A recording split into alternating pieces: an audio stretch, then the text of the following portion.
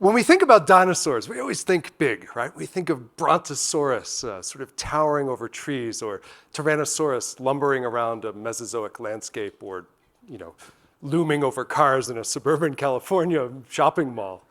And that sort of impression is actually surprisingly accurate. The average dinosaur weighs something like 1,000 kilos. That's like bigger than a really large bull. And there are only about 30 mammal species alive today that are that big, out of 5,000 total mammals, if you exclude whales. So dinosaurs are really, really big. The average mammal today weighs 100 grams. Surprising. But dinosaurs didn't start big. The first dinosaurs weighed less than 10 kilograms. That's sort of the size of a large watermelon. And from these humble beginnings, about 230 million years ago, dinosaurs grew over 4 orders of magnitude in body size. That's 13 doublings of body mass, to tip the scales at over 50 tons. And that is the size of most whales today. So how did they do it? How did they evolve this giant body size? And perhaps more importantly, why? Okay, well, let's begin by talking about how we figure out the mass of extinct animals. Dinosaurs pose a problem for this, right? Because they're only skeletons and we can't go put them on the scale. But living mammals are great. We can take a living mammal and we can put it on a scale, and then we can take its skeleton and we can take measurements from that skeleton. And what scientists found by measuring hundreds and hundreds of animals and knowing their body masses is that there's a really tight relationship between the thickness of bones, that is their circumference, and the body mass of that animal. You can see it here on this graph, and it's nearly perfect. And the beauty of this relationship is that if you give me a dinosaur bone and you tell me its circumference, I can tell you the body mass of your dinosaur. And if you look at the change in the size of those dinosaur bones over time, I can tell you something about the evolution of body size in dinosaurs. So what we find out when we look at the thickness of dinosaur leg bones is that one group of dinosaurs gets really big, really fast. And those are the sauropodomorph dinosaurs. And they're great because you can make one with your hand. These are the dinosaurs that have a tiny head and a really long neck and kind of a big dad bod underneath. And what we see is that in sauropod dinosaurs, or sauropodomorph dinosaurs, within the first 20 million years of dinosaur evolution, they're already tipping the scales at about rhino size, about a ton and a half. And that's really big. But it's not as big as elephants, and it's not as big as hippos. It's not really as big as the biggest mammals today. So how do they take the next step? How do they take the next step in the evolution of giant body size? Well, they do this with something that you might take for granted. They do this by evolving quadrupedality. Now, if you look at the biggest animals today, rhinos and hippos and elephants, they're all quadrupeds. And we take it for granted that big animals would be quadrupedal, right? And that's because they're all mammals today, and we have mammalian ancestors, and those ancestors walked on all fours. But when dinosaurs evolved giant body size, they do it from a totally different context. They do it from a bipedal context. And that's a bit strange. And we know that giant dinosaurs had to touch down on all fours. It's a requirement sort of physics to attain really big body sizes, but we don't have paleobinoculars, right? We can't go back and watch evolution in action. And so we have to develop a method for assessing what the stance of these extinct animals was. And that method is built on this a principle known as Wolff's Law, or probably easier, use it or lose it. And this law is really simple. It says that our skeletons adapt to the stresses that are placed on them. That is, if you use something, you get thicker bones, and if you don't use something, the bones thin out. And this is commonly on display in the bones of people who do sport, like star tennis players. So a right-handed tennis player's dominant arm will be considerably thicker than their offhand. It's also on display in us.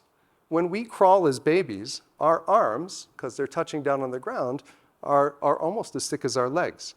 And when we stand up at age 2 or 3 or 9, as some of us might have, that proportion radically changes, and our legs become much thicker than our arms. And so what we see in dinosaurs is that their arms start to become thicker about 215 million years ago. Sauropodomorphs like this animal, Ledumahadi mafubi from the Free State of South Africa, are developing thick arms, and it's strong evidence that they're touching down on all fours. Ledumahadi and other giants like it weigh about 12 tons. That's sort of twice the body mass of an African elephant today. So that's really, really big. But it's not quite there yet. It's not quite to that 50-ton gigantic sauropod body size I've been talking about. So they need one more trick. And what's that final trick? The final trick has to do with posture. Large animals today, all the large animals today, walk with what we call columnar limbs. That is, they have very erect limbs, and they hold the limbs directly under their body. And smaller animals have more crouched postures. That is, their limbs are a bit flexed when they walk. And the mechanical, you can see this when you look at these animal skeletons. You look at the skeleton of an elephant or the skeleton of a duiker or a cat or something like that. You can literally see the difference in the skeletal posture. But you can also do a bit of a functional thought experiment about this and ask yourself, like, how long can you stand with your legs straight under your body? And then ask yourself, how long can you stand in a sort of semi-seated crouch, right? And not very long. I can't last very long like that. And then ask yourself, how long could you do this if you weighed 12 tons, right? Not long at all. So the evolution of columnar stances, that is very vertical limb orientations, permits that next quantum leap in dinosaur body size evolution. And we can see this when we look at the skeleton. Columnar bones, or bones that are typically held vertically, have features of their anatomy that suggest that they were held like that. They're straighter. Their muscle attachments predict or permit a more flexible stance, a more vertical stance. And in sauropodomorph dinosaurs, we see columnar limbs evolving once, about 190 million years ago. After that, it's over. All the ancestors of sauropodomorphs that have flexed limbs, that walked on two legs, they go extinct. And the world is dominated by quadrupedal, efficient postured giants that weigh more than 20 tons. And they dominate the Earth on all continents for the next 125 million years until an asteroid hits the Gulf of Mexico and tickets. So that's sort of the how and why of dinosaurs getting big. But what about the why question? I mean, why do you get big? And one of the things to think about in terms of the biology of body size, that there's always trade-offs in biology, right? Small animals reproduce really fast. They don't need much food to get by. And you can pack more of them into a space. Like if you think about the New York City subway, there's a lot of rats in that place. And you can't fit many elephants down in those subway tunnels.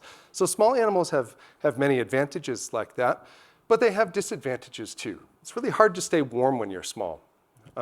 You literally can't hold enough energy as fat in your body to make it between food resources if they're few and far between. Big animals win on that.